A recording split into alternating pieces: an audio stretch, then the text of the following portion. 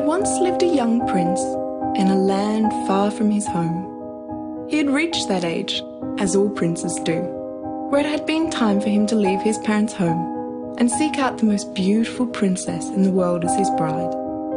As it happens, he had done just that.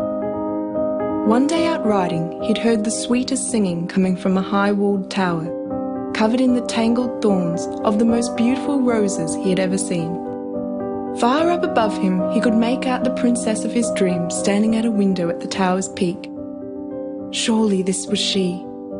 But after circling the tower, he could find no doorway inside. How will I ever reach her to make her mine, thought he.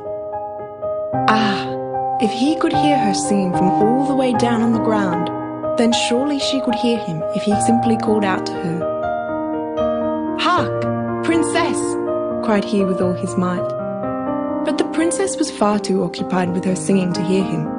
And besides, she wasn't expecting any visitors in her high tower. Disheartened for only a moment, it seemed to the prince the only way up would be to climb the many rose-covered vines that twisted their thorny way up to the princess's perch.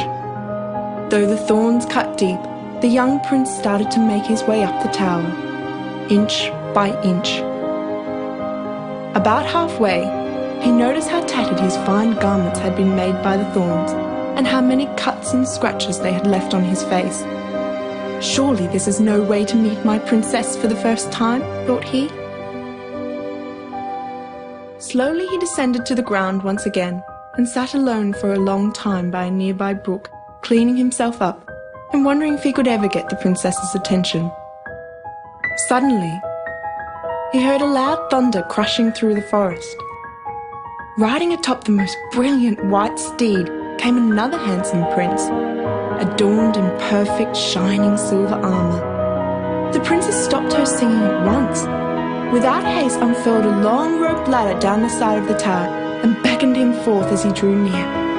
In moments he was up the tower, united with his love, and she fell into his arms in a long, passionate embrace. Within days the happy two were married, and once the many jubilant celebrations were done, the couple's wealth, kindness and love became renowned throughout all the lands, and like magic, their every new day proved even more beautiful than the last. And they lived happily ever after.